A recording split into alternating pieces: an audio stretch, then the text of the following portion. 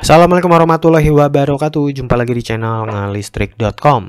Di video kali ini saya akan menjelaskan perbedaan MCB, ELCB atau RCCB dan juga RCBO. Untuk lebih jelasnya, yuk kita simak video berikut ini.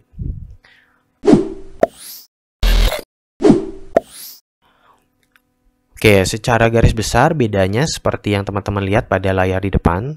Secara fisik, bentuk MCB seperti yang teman-teman lihat di sebelah kiri, ELCB yang tengah, dan juga RCBO yang kanan.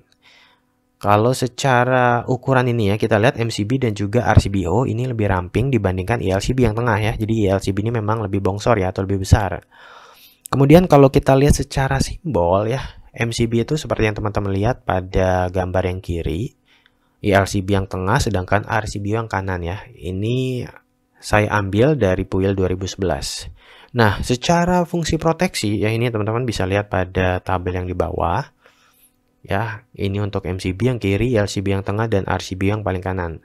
Fungsi proteksinya tuh ada yang proteksi beban lebih, arus hubung singkat, proteksi arus bocor dari bahaya kesetrum ya, atau terhadap manusia, kemudian proteksi dari bahaya kebakaran ya, atau untuk gedung.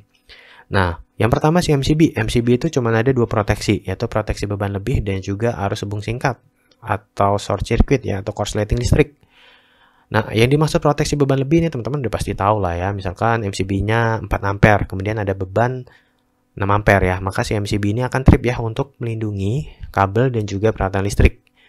Ya, kemudian kalau proteksi arus hubung singkat ini juga sama ya. Misalkan kabel ya, kabel yang setelah MCB ini digigit tikus sehingga fase dan netralnya bersatu. Ya, sehingga itu kan arusnya jadi tinggi ya, dan itu bisa merusak peralatan listrik dan juga kabel-kabel ya yang setelah MCB ini, sehingga nanti MCB-nya akan trip ya. Jadi MCB ini melindungi kabel dan juga peralatan listrik ya, dia tidak melindungi manusia secara langsung ya maksudnya. Nah, sedangkan si ELCB ini ya, dia yang melindungi manusia dan juga rumah ya atau bangunan kita secara langsung ya. Dia ada proteksi terhadap arus bocor. Ya, artinya melindungi manusia dari bahaya kesetrum dan juga proteksi dari bahaya kebakaran ya. Ini ada di ELCB dan tidak ada di MCB ya. Tapi si ELCB ini dia tidak melindungi peralatan listrik ya, hanya melindungi manusia dan juga bangunan.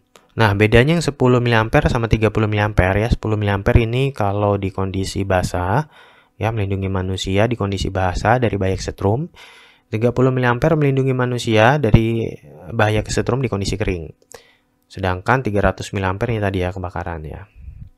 Sedangkan RCBO ini adalah penggabungan MCB dan ELCB ya.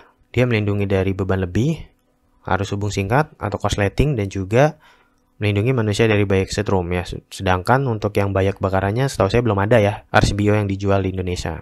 Nah, karena di sini kita ngebahas tentang sengatan listrik atau kesetrum dan juga kebakaran, kita akan bahas sedikit ya terkait dengan efek sengatan listrik atau efek kesetrum yang melewati tubuh manusia ya. Oke, jika ada arus bocor ya melewati tubuh manusia 1-10 mA, maka yang terjadi adalah adanya sensasi kesemutan ya di tubuh kita. Kalau 10 mA ke atas akan terjadi kontraksi otot ya. Jika terpegang bisa stuck di konduktor ya, artinya kalau udah 10 mA ke atas dan juga kita pegang konduktor yang bocor dalam jangka waktu yang lama, itu bisa stuck ya, bisa nggak ketarik lagi gitu ya tangan kita misalkan ya, memegang peralatan yang bocor tadi. Ya, kalau 20-30 mA ini terjadi gangguan pernapasan, 70-100 mA terjadi fibrilasi atrium ya, atau denyut jantung tidak beraturan. Sedangkan kalau di 500 mA ya bisa menyebabkan kematian. Nah, angka 30 mA dan 10 mA ya yang ada di ELCB ini didapat dari mana? Ya, ini kita nggak bisa ngeliat dari tabel ini aja ya. Karena efek kesetrum itu ada banyak faktornya ya. Faktor arus, kemudian kondisi lingkungan, terus juga tegangan sentuh, dan berapa lama tubuh kita kesetrum ya, atau tubuh kita dilewati oleh arus listrik. Nah, makanya para pakar listrik ya, dia melakukan uji coba dan dituangkan dalam IC 60479 ya, dan didapat kesimpulan 30 mA itu adalah batas aman arus listrik melewati tubuh manusia lah dalam range atau jangka waktu tertentu ya, sekitar 500 milisecond. Kemudian 10 ampere ini batas aman arus listrik melewati tubuh manusia ya di kondisi basah ya, dalam range tertentu juga ya, kalau nggak salah sih 500 milisecond ya. Jadi 10 mA itu setelah dilakukan penelitian dan uji coba ditetapkan sebagai batas aman arus melewati tubuh manusia di kondisi basah, 30 mA di kondisi kering ya.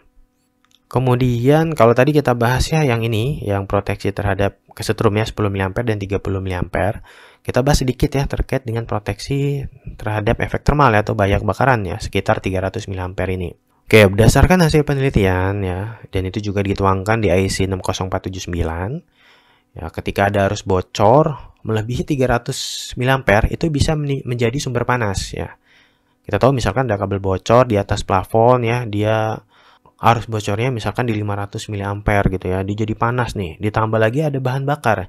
Bahan bakarnya contohnya misalkan plafon ataupun misalkan rumah lampu yang terbuat dari plastik ya, ditambah ada oksigen ya, dengan adanya 3 faktor ini bisa menyebabkan sumber api atau kebakaran ya. Makanya proteksi terhadap bahaya kebakaran itu di 300 mA. Oke, jadi seperti itu ya teman-teman bedanya MCB, ELCB atau RCCB dan juga RCBO ya. Oke, terima kasih teman-teman telah menonton video ini. Semoga bermanfaat.